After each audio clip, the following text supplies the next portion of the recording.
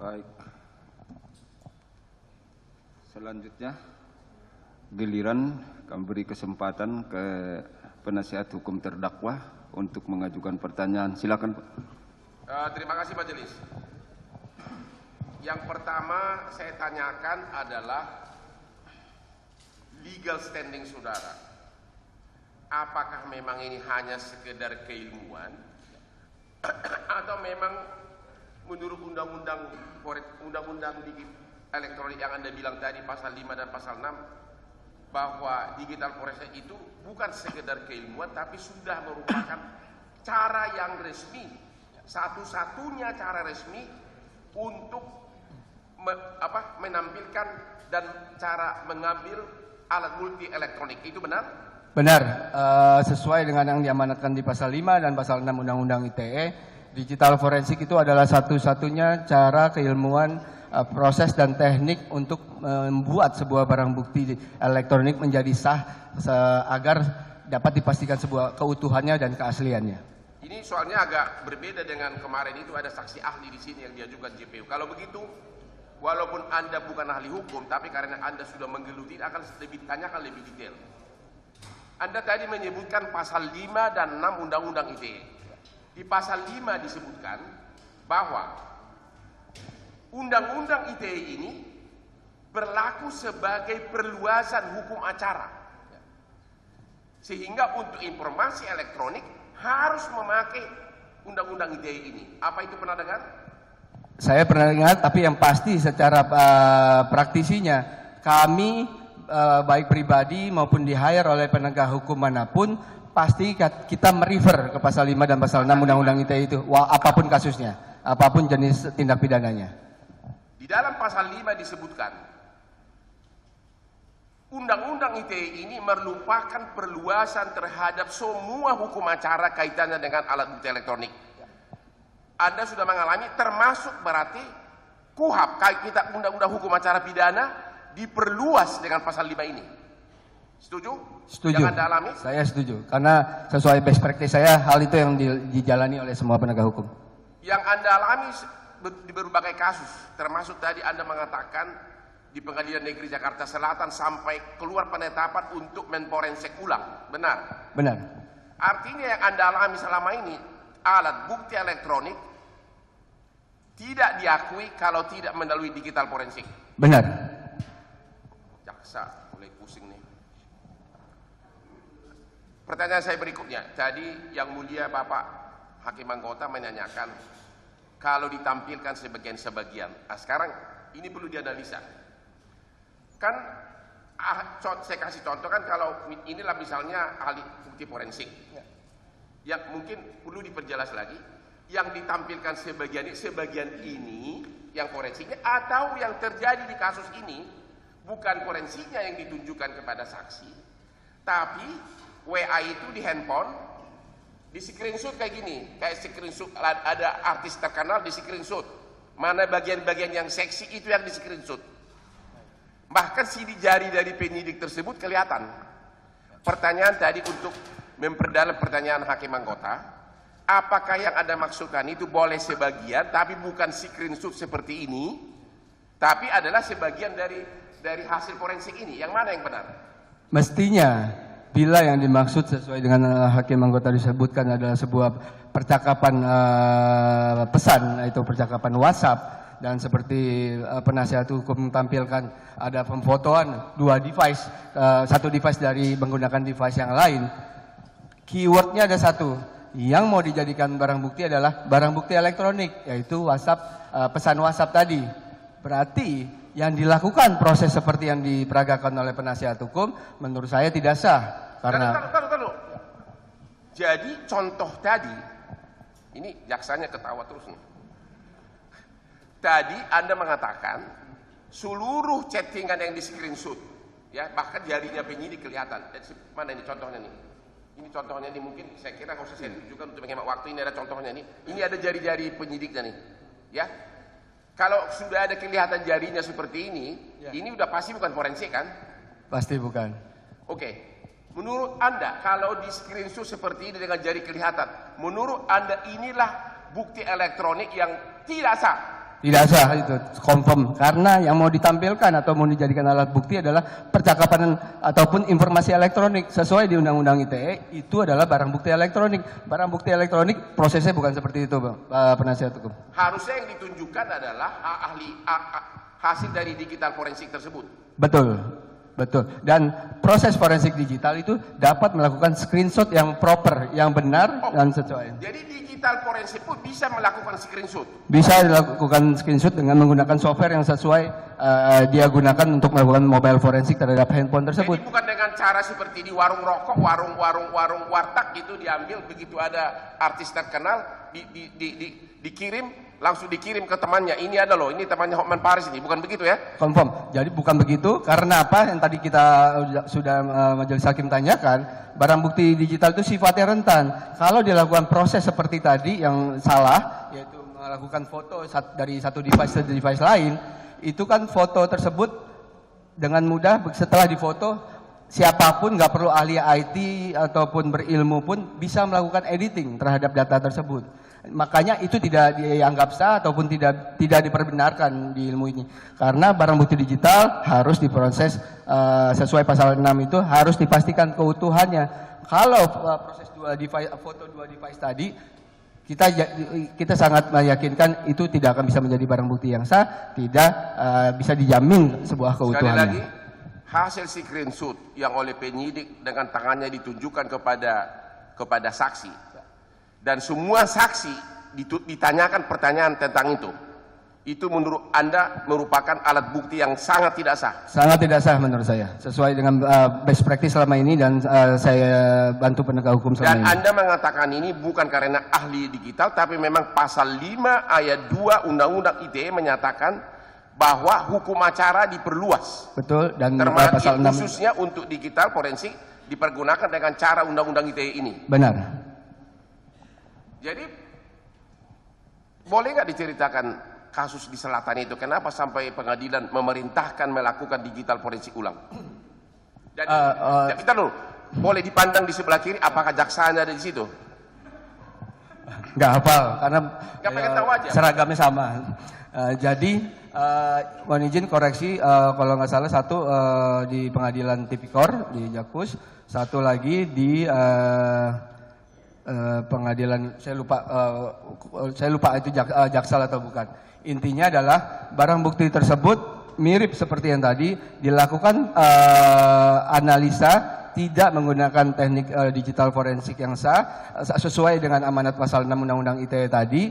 Akhirnya walaupun barang bukti tersebut isinya mungkin benar, tapi prosesnya salah, akhirnya barang bukti tersebut tidak dijadikan alat bukti yang sah. Kalau yang proses yang dilakukan proses forensik ulang itu kejadian di pengadilan di Riau dan juga pengadilan Tipikor Jakarta Pusat, itu di mana sangat disangsikan hasil sebuah alat bukti yaitu berupa barang bukti elektronik, sehingga majelis hakim tidak mempercayai barang bukti tersebut sesuai dengan apa yang kami sampaikan, dan akhirnya pengadilan memberikan perintah tersebut. Sudah 2 putusan pengadilan yang tidak mengakui bukti karena bukan forensik. 2 yang minta forensik ulang, 1 yang tidak mengakui dan membuat terdakwa itu bisa bebas. Satu lagi, Anda tadi mengatakan putusan dalam tingkat PK pengacara terkenal dengan terdakwa Lukas. Ini saya ada putusannya nih, dan akhirnya Lukas bebas.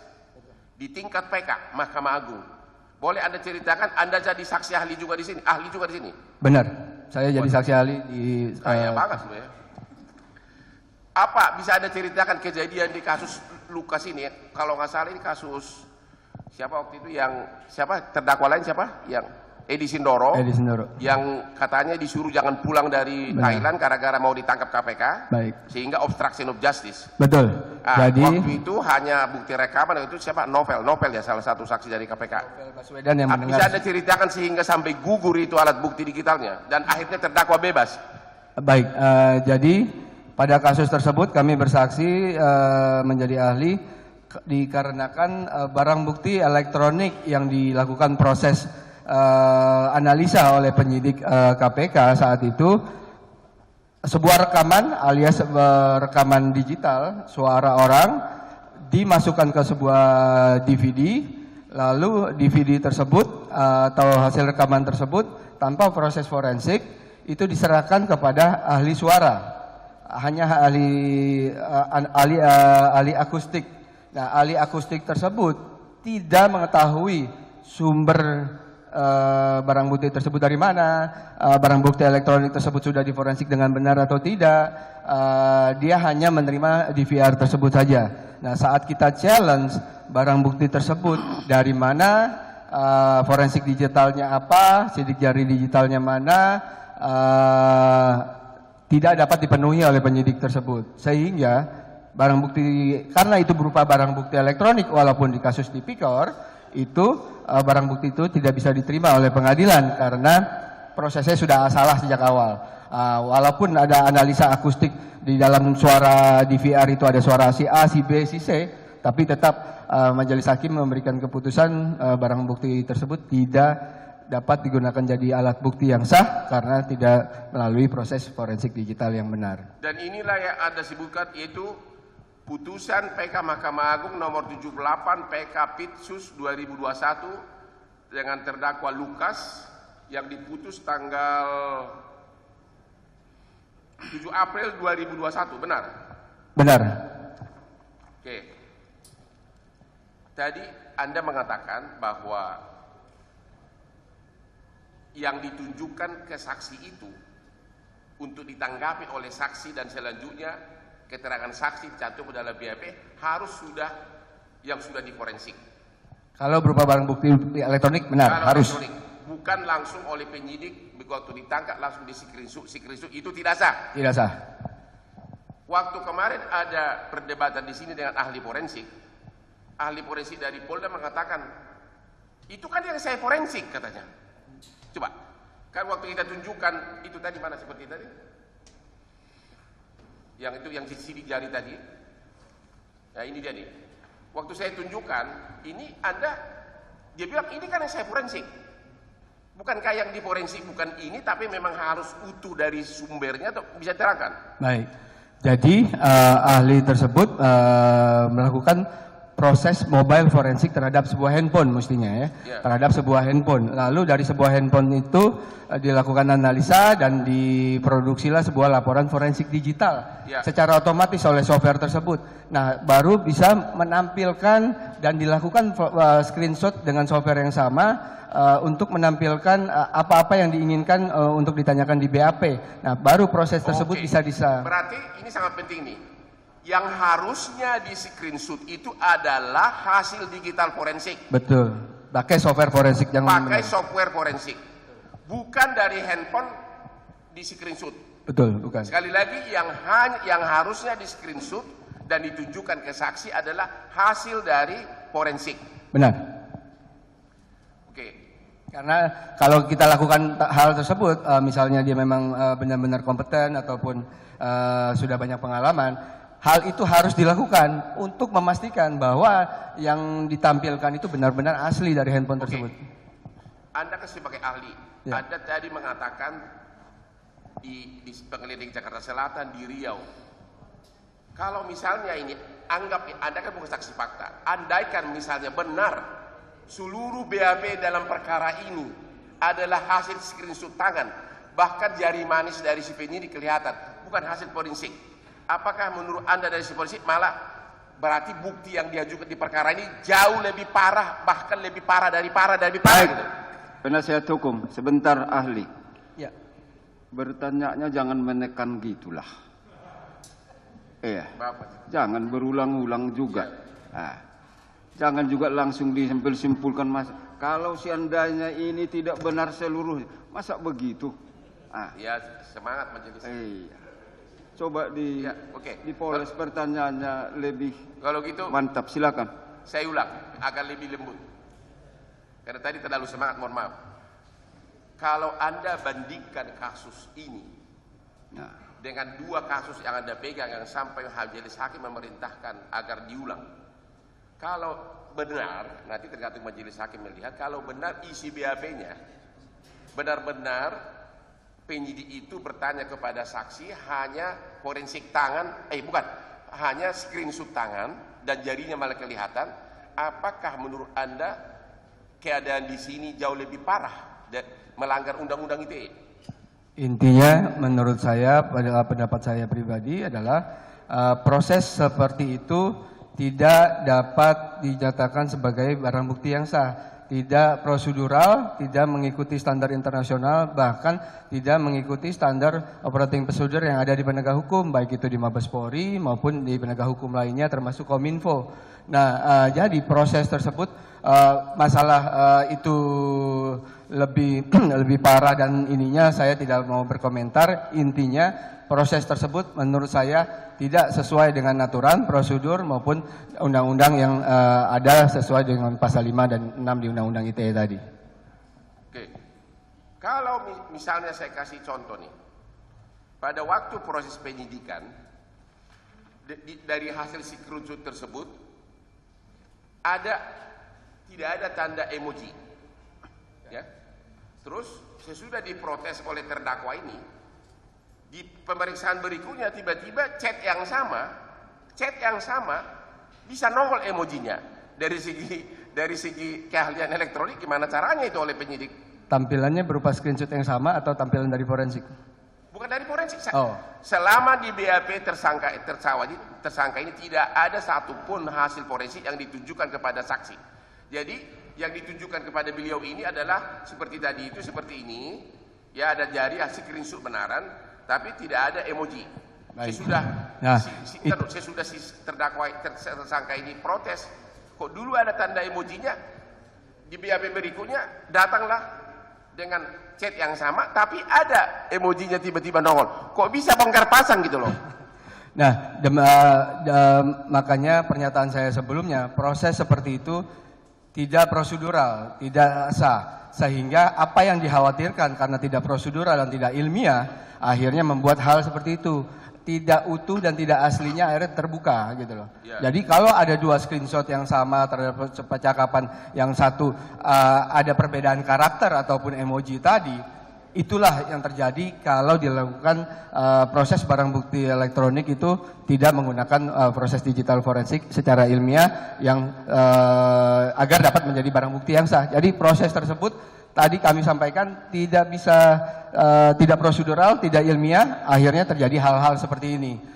Akhirnya hal seperti inilah yang kami biasanya hindari, ahli-ahli forensik itu hindari. Makanya kami biasa melakukannya prosedural semuanya, ilmiah, sehingga barang bukti yang kami proses forensik itu untuk pihak manapun dapat sah, utuh, lengkap, dan asli. Oke, contoh lain. Terdakwa ini dituduh ada chat di bulan Mei, perintah kepada Kapolres untuk menukar sabu dengan tawas. Kalau tadi kan kita bicara tentang digital forensik, ya. Ternyata sampai hari ini di dalam berita acara persidangan tidak ada digital forensik, baik dalam berita acara manapun, atas chat perintah sabu ditukar dengan tawas, yaitu sekitar bulan Mei dan Juni 2022. Kalau tadi Anda bicarakan ada digital forensik. Kalau ternyata digital forensiknya pun tidak ada sama sekali. Karena digital forensik ini dilakukan belakangan adalah bulan Juni dan tidak ditanyakan kepada saksi satupun. Ini contoh lain, total tidak ada digital forensik di bulan Mei dan Juni atas chatting perintah tukar sabu dengan tawas. Apa ya komentar Anda? Baik, berarti kalau menurut best practice saya yang mulia, kalau ada pertanyaan seperti ini, simpel jawabnya, baik dari ilmu digital forensik maupun sesuai dengan pasal 6 Undang-Undang ITE, itu barang bukti elektronik harus utuh, harus asli, dijaga keutuhannya dan keasliannya, sehingga dapat memperjelas sebuah kejadian perkara ataupun dapat menjelaskan sebuah keadaan. Nah, bila apa yang disebutkan penasihat hukum seperti tadi, berarti barang bukti elektronik yang dilakukan digital forensik ini ada kemungkinan tidak utuh, tidak asli.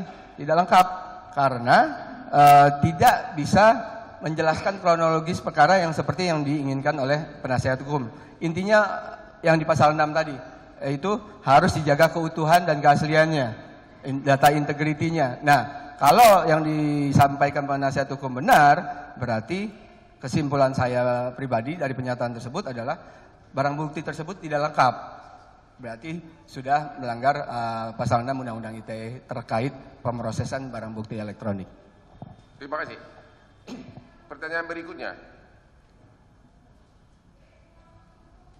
Yang di screenshot tadi itu, ya, yang di screenshot tadi, yang dipoto, yang ditunjukkan oleh penyidik ke saksinya hanya hal-hal yang menguntungkan penyidik.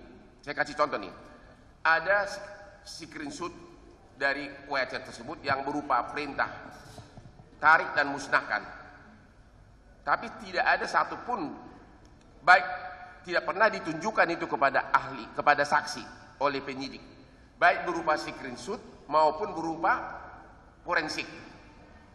Menurut Anda, apakah ini salah satu contoh pelanggaran Undang-Undang ITE dari segi teknologinya? Mohon izin, boleh diulang tadi saya ulang lagi. Depannya kurang. Jadi chatting yang memberatkan itu yang di screenshot oleh penyidik, ditanyakan kepada saksi baru di BAP. Chatting yang tidak yang menguntungkan terdakwa tidak di screenshot, tidak ditunjukkan kepada ahli, kepada saksi, dan tidak di BAP. Apakah itu teknik caranya pelanggaran Undang-Undang ITE dari segi teknologi? Baik, seperti yang saya jelaskan tadi, saat saya dipergunakan oleh penegak hukum atau pihak manapun, kami memproduksi laporan forensik digital sesuai dengan proses yang telah dilakukan. Itu kami, seperti yang disebutkan tadi, kita melampirkan laporan forensik digital secara lengkap. Nah, laporan forensik digital secara lengkap tadi yang dilampirkan di dalam BAP kami sebagai ahli, itu akan bisa digunakan oleh semua pihak untuk dipelajari.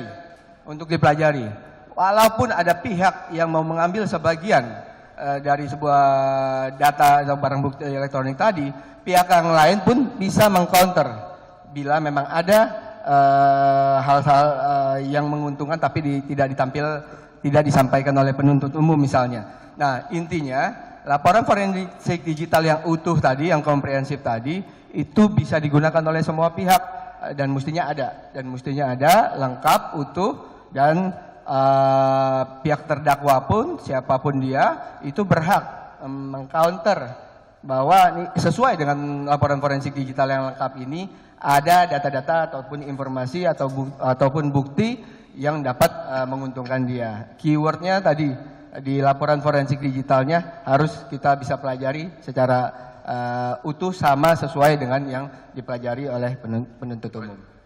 Ada ahli yang mengatakan di ruang sidang ini yang mengatakan bahwa Undang-Undang Narkotika adalah lex spesialis terhadap Undang-Undang ITE. Di pasal 86 Undang-Undang Narkotika ada diatur mengatakan salah satu bukti adalah bukti elektronik. Pertanyaan kami, bukankah Undang-Undang Narkotika itu hanya menyebutkan salah satu bukti adalah boleh alat bukti elektronik, sedangkan cara pengambilan bukti itu diatur di dalam Undang-Undang ITE. Apakah Anda setuju bahwa Undang-Undang Narkotika itu dan Undang-Undang ITE justru sejalan searah? Apalagi di dalam pasal 5 Undang-Undang ITE disebutkan bahwa Undang-Undang ITE ini memperluas hukum acaranya. Jadi Undang-Undang ITE adalah hukum acaranya, sedangkan pasal 86 hanya menyebutkan alat bukti yang diakui salah satu alat elektronik itu adalah hukum materialnya. Apa tanggapan Anda? Baik, pertama tanggapan saya, kebetulan saya bukan ahli hukum, jadi kalau dalam konteks hukumnya saya tidak mau berkomentar, tetapi pada intinya menurut best practice saya selama ini, baik secara pribadi maupun berbarengan dengan penegak hukum selama 17 tahun terakhir ini, itu dapat dipastikan seperti yang saya sampaikan, kami praktisi digital forensik saja, nggak ada praktisi lain-lain. Nah, kami sering digunakan oleh penegak hukum untuk segala macam kasus, bukan hanya kasus siber ataupun tindak pidana teknologi informasi saja, tetapi seluruh kasus tindak pidana apapun, tadi saya sudah sebutkan, baik itu narkoba, tipikor, pembunuhan berencana, cybercrime, financial fraud, dan lain-lain, sudah kami alami, udah ratusan kasus. Kami, kalau kasus sudah ribuan, tetapi kalau jadi saksi ahli aja saya tahun 2006 sampai sekarang, kita sudah lebih dari 100 kali. Nah, intinya yang mau saya sampaikan, menurut pengalaman kami selama ini, Undang-Undang ITE selalu digunakan sebagai acuan dalam memproses barang bukti elektronik untuk kasus apapun. Jadi Undang-Undang ITE, khususnya pasal 5 adalah hukum acara dari seluruh perkara termasuk perkara narkotika. Kalau bahasa penasihat hukum di sisi hukum seperti itu, intinya saya sepakat, versi saya yang seperti tadi, tapi kesimpulannya seperti itu kalau menurut saya. Oke. Jadi semua perkara narkotika kalau buktinya adalah alat bukti elektronik harus memenuhi semua syarat, yaitu harus digital forensik, harus ada hashing atau sidik jari, dan yang ditunjukkan secara utuh kepada saksi harus juga hasil digital forensik, dan seluruhnya 100% harus dilampirkan dalam berkas perkara. Benar demikian, tidak hanya kasus narkoba, seluruh kasus apapun yang memiliki barang bukti elektronik harus diproses sesuai dengan undang-undang berlaku, yaitu Undang-Undang ITE, di mana disebutkan di pasal 5 dan pasal 6 Undang-Undang ITE. Kasus narkoba pernah nggak udah sepakat? Sudah, seperti saya sebutkan tadi, sudah bantu beberapa kasus narkoba di Polda Metro, di BNN, seluruh proses yang kami tampilkan itu selalu menggunakan teknik digital forensik. Jadi Polda Metro sendiri dan BNN sudah sering mempergunakan Undang-Undang ITE Benar. sebagai pelaksanaan dari pembuktian kasus narkotika, khususnya alat bukti elektronik dalam pasal 86 Undang-Undang Narkotika. Benar. Pertanyaan berikutnya, kemarin waktu di persidangan ini kita tanyakan kepada ahli forensik dari Polda, mana sidik jari, mana hashingnya? Kami mohon majelis ditunjukkan oleh JPU di mana sidik jari, hashing ataupun sidik jari dari BAP, dari ahli forensik yang ditampilkan oleh jaksa sebagai bukti. Mohon ditunjukkan agar saksi ini melihat apakah itu sidik jari, hashing atau bukan. Mohon izin majelis agar dia bisa melihat. Baik. Yang mana? Sebentar. Semua itu kan dituangkan dalam berkas perkara. Justru ini Apakah nggak ada ada majelis. dalam diri berkas perkara? Tidak ada. Kalau tidak ada, berarti apa yang disampaikan ahli di persidangan itulah sebagai alat bukti yang sah. Kan begitu kesepakatan kita. Kalau ada komplain atau dalam keberatan dari penasihat hukum maupun penuntut umum, sampaikan pada waktu-waktu menyampaikan keberatan tersebut. Bisa disampaikan ketika pemeriksaan terdakwa, bisa disampaikan di nota pembelaan, bisa disampaikan dalam duplik kelak. Kehadiran ahli ini kan kalau ada Ya. hal-hal yang perlu kita minta pendapat dari dia, misalnya seperti tadi, ini tadi hanya berupa screenshot. Bagaimana pendapat ahli seperti itu? Jangan kita paksakan dia menyampaikan pendapatnya yang bukan keahliannya. Terima kasih majelis. Silakan yang lain. Kalau gitu saya akan tanyakan, mohon izin kepada saksi ini untuk melihat berita acara forensik yang ada di situ. Apakah ada sidik jari atau hashing? Baik. Coba silakan. Mari, Apakah ada sidik jari atau hashing? Mari. Ya. Bentar, penuntut umum. Ahli sebentar, mendekat ke sini. Yang mana? Ada dua yang mulia. Pertama BAP dari Kuswinoto dan yang kedua yang Nggak ada di sini. Nggak ada di sini.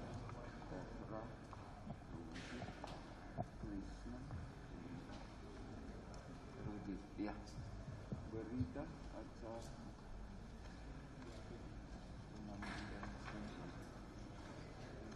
acara pemeriksaan ini, berita acara pemeriksaan ahli digital forensik sama. Yang mana yang mau kita tunjukkan ke beliau? apakah dari pembicaraan WhatsApp yang diperiksa ini ada hashingnya atau tidak? Baik.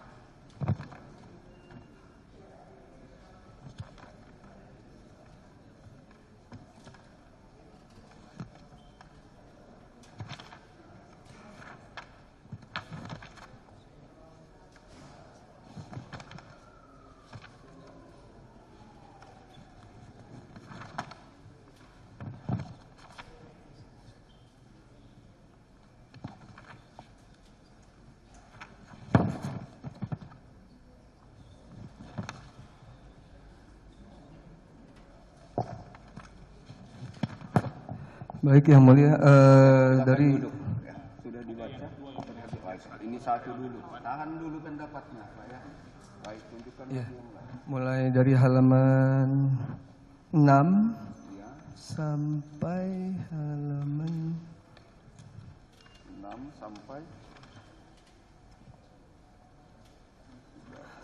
sampai halaman 13.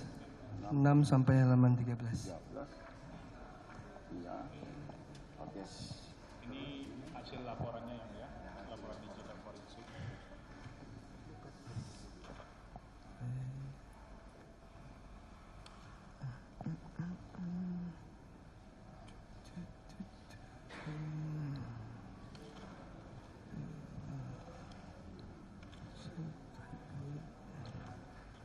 Ini sama nih.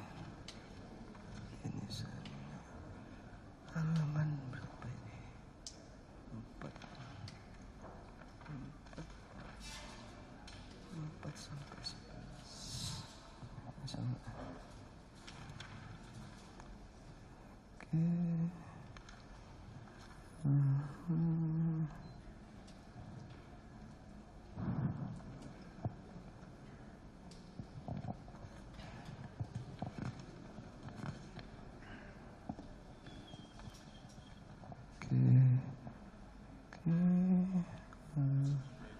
Ya, apa-apa. Boleh saya tanggapi ya sekalian buat komparasi.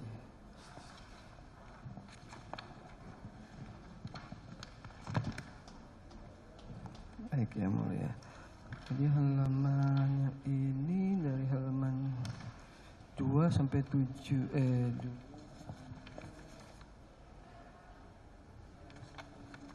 sampai 5 yang ini yang terakhir. Satu.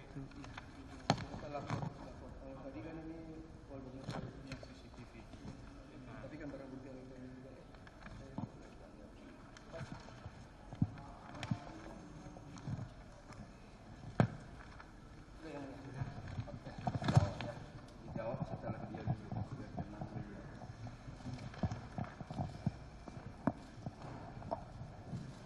Silakan duduk. Baik. Pertanyaan yang tadi, silakan ahli memberi pendapat, silakan. Baik yang mulia. Jadi ada 3 dokumen yang saya lihat. Satu dokumen BAP ahli dari Polda Metro terhadap mobile forensik handphone, beberapa handphone tadi. Lalu hasil laporan forensiknya juga ada lampirannya tadi. Tapi lengkap atau tidaknya saya tidak bisa lihat karena ini belum lihat detail. Yang ketiga, laporan forensik yang dilakukan oleh Puslapor yang mulia. Jadi kesimpulan saya adalah dari 2 laporan yang pertama, 2 dokumen yang pertama, BAP ahli maupun hasil forensiknya itu dari 14 barang bukti elektronik yang dilakukan forensik digital, hanya ada 2 hashing yang mulia. Hanya ada 2 hashing, itu hanya terkait dengan memory card di handphone saja yang mulia. Sedangkan data di handphonenya itu tidak ada hashing sama sekali. Nah, kita komparasi, nah ini menariknya, komparasi apa yang dilakukan oleh Puslapor yang mulia. Yang di dokumen yang terakhir, yang ketiga, itu dari halaman 2 sampai 5, dari seluruh barang bukti elektronik yang ditampilkan oleh Puslapor, seluruhnya ada sidik jari digital yang mulia. Jadi itu hanya membuktikan pernyataan kami, yang benar, yang sesuai prosedural itu yang Puslapor yang mulia.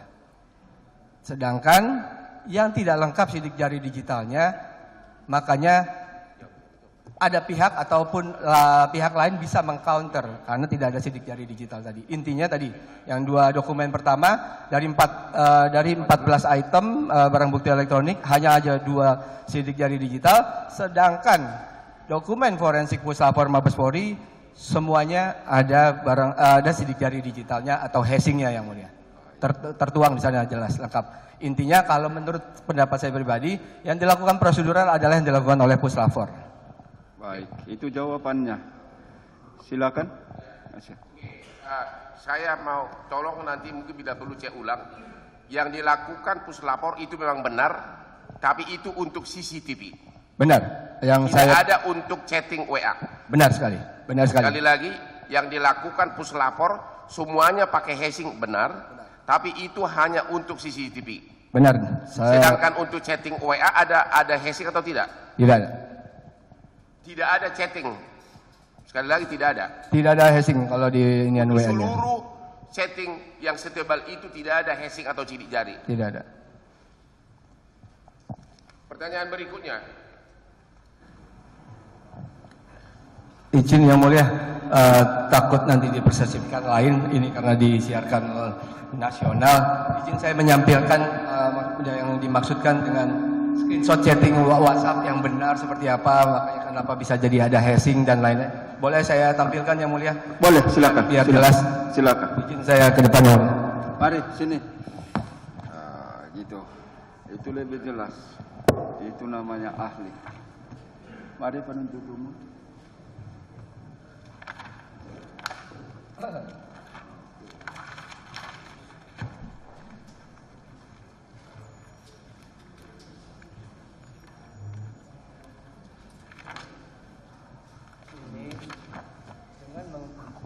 Dengan menggunakan software yang sama yaitu Celebrite yang digunakan oleh penegak hukum penyidik, ini hasil screenshotnya mestinya seperti ini, murni dan bisa dilakukan oleh software tersebut. Jadi screenshotnya murni kayak kita screenshot WhatsApp, lalu hasil screenshot ini akan menjadi sebuah file image yang mulia, file gambar di mana hashingnya udah simple aja seperti ini yang mulia. Ini screenshot sebuah tampilan layar saja, handphone. Nah, otomatis dibuat oleh software forensik tadi dan menampilkan hashingnya yang mulia.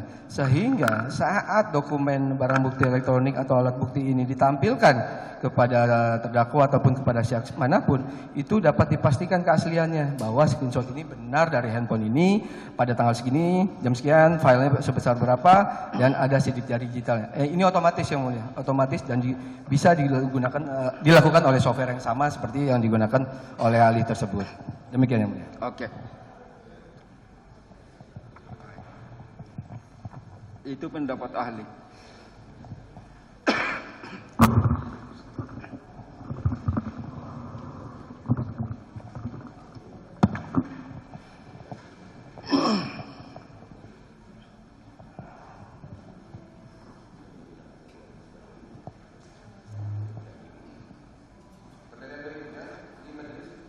Silakan. Sesuai prosedur sesudah selesai digital forensik, maka ekstrak hasil Celebrate yaitu dituangkan dalam suatu berita acara, benar? Benar. Dan kemudian seluruh yang di Celebrate yang digali itu chattingnya harus ditampilkan semuanya. Benar. Mohon izin majelis, apakah praktek ini salah atau tidak? Mohon tampilkan ke depan di mana menurut pengakuan dari ahli forensik dari Polda, contoh di sini ada 979 conversation, tapi yang dituangkan di sini hanya 88. Mohon izin, apakah praktek seperti ini benar? Coba nanti dia kalimatnya. Baik. Izin majelis. Tunjukkan kemari, mari. Tunjukkan.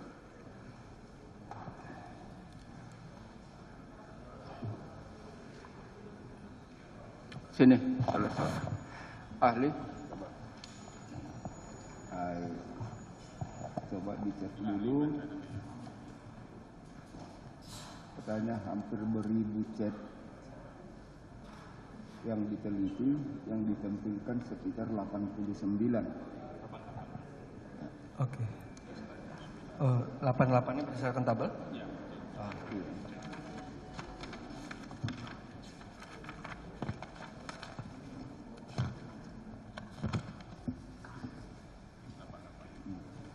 Pelan-pelan aja.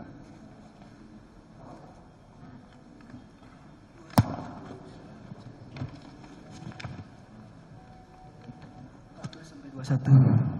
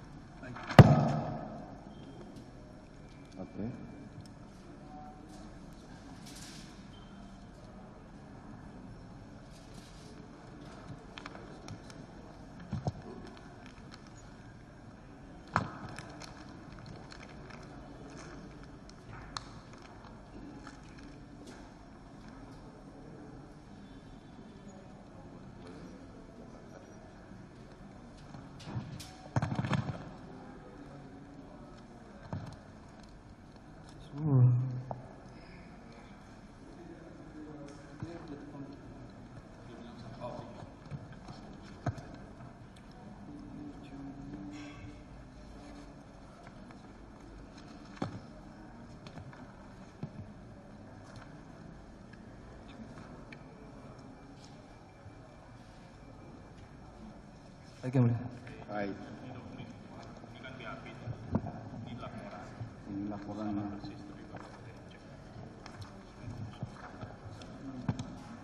Ini BAP.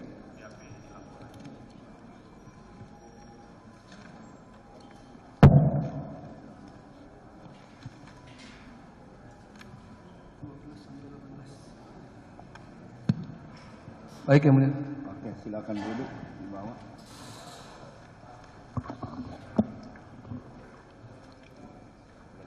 Silakan duduk. Silakan ahli memberi pendapat tentang yang ditanyakan tadi.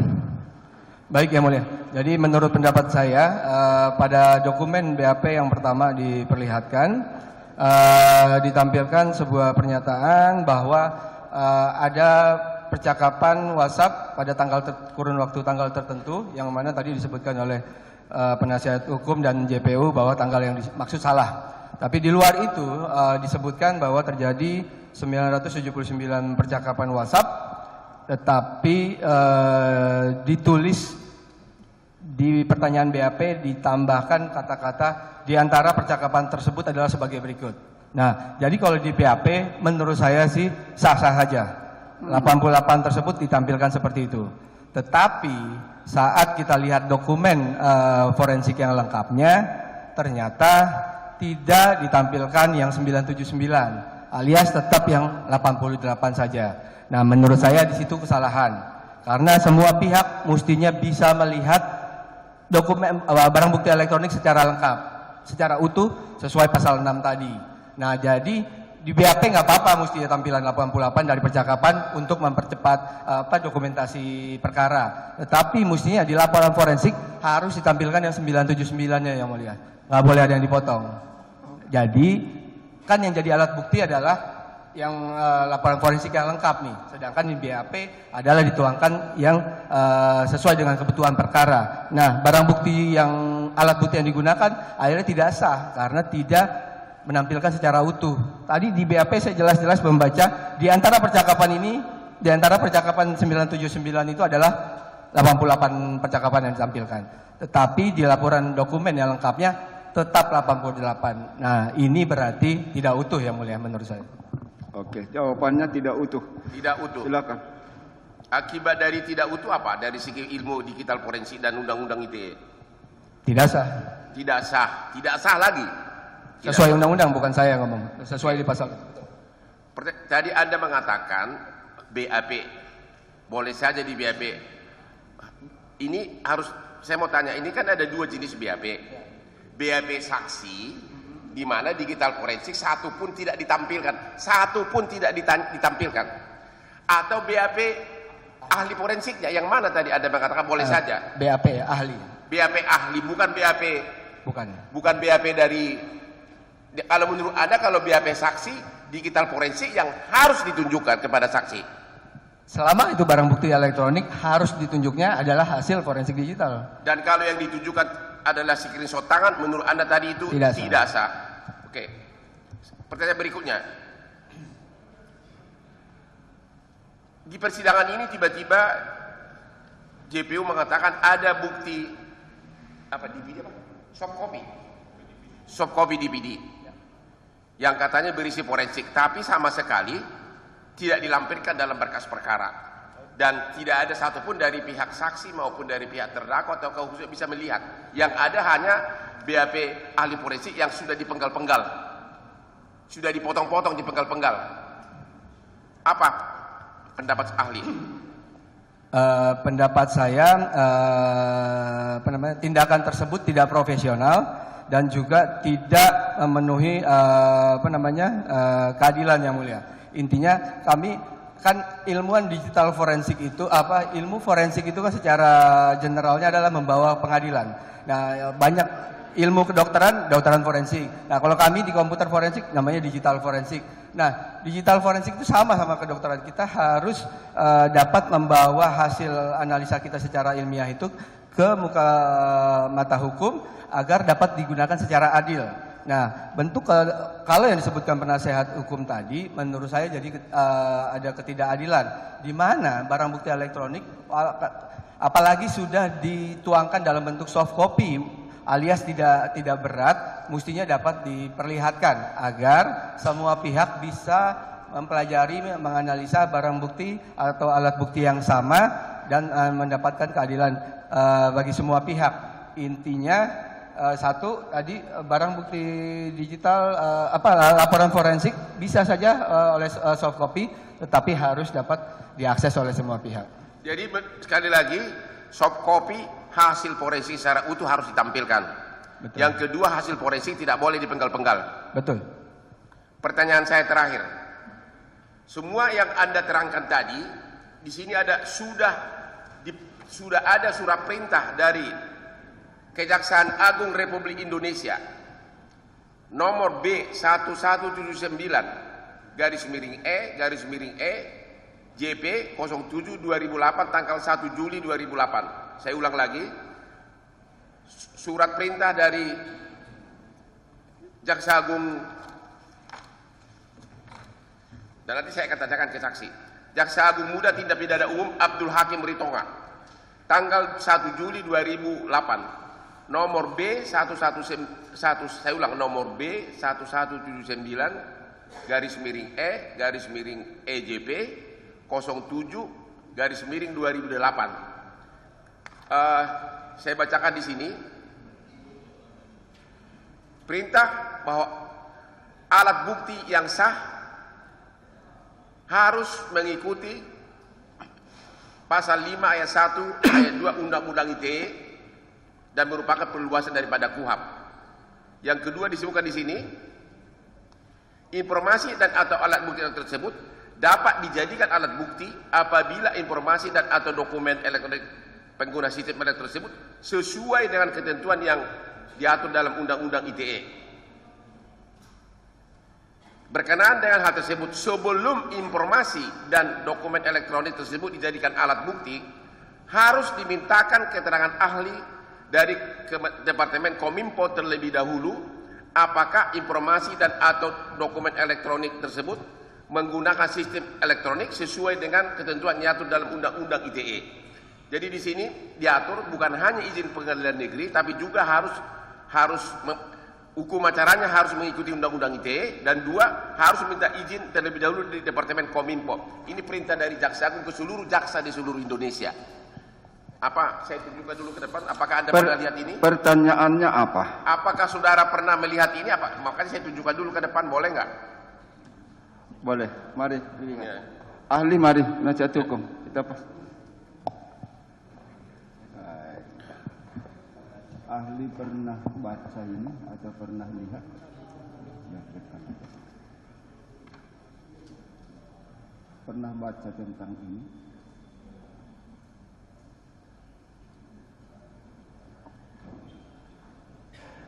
Pernah baca aja tapi tidak memperdalami, yang mulia. Tapi pernah lihat di dokumen ini. Pernah baca tapi tidak memperdalam. Oke, silakan dulu. Stop dulu pertanyaannya, saya akan tambah pertanyaan tentang ini. Baik, silakan dulu. Jadi Anda pernah lihat ini surat perintah dari Jaksa Agung Muda? Pernah lihat. Yang pertanyaan kedua, apakah yang saya bacakan tadi memang benar sesuai dengan yang Anda terangkan tadi, kecuali satu. Di sini disebutkan sebelum informasi elektronik dipakai sebagai bukti oleh jaksa harus minta surat keterangan dulu dari Departemen Kominfo. Apa tanggapan Anda? Baik, dokumen tersebut sepengetahuan saya kalau nggak salah tahun 2008. Ya. Jadi saat itu terjadi setelah Undang-Undang ITE terbit. Nah, lalu pihak Kejagung menerbitkan surat tersebut agar untuk mengantisipasi semua kegiatan yang dilakukan oleh jaksa terkait penanganan bukti elektronik, karena baru tahun 2008 tersebut, hanya baru Departemen atau Kementerian Kominfo lah yang memiliki SOP dan SDM yang proper, yang mengerti tentang digital forensik. Surat tersebut mengarahkan bahwa jaksa harus meminta bantuan dari Departemen Kominfo agar penanganan perkara dapat berjalan sah secara hukum, karena dianggap dulu Kejagung belum mempunyai tim digital forensik yang khusus, yang mulia. Baik, itu jawabannya. Terima kasih. Dan satu lagi, Anda juga pernah dengar di sini disebutkan jaksa mengakui bahwa hukum acara yang berlaku untuk alat bukti elektronik sebagai perluasan dari KUHP adalah pasal 5 ayat 1 dan 2 Undang-Undang ITE, itu yang tertulis di sini. Dari saya cukup, majelis, silakan. Baik.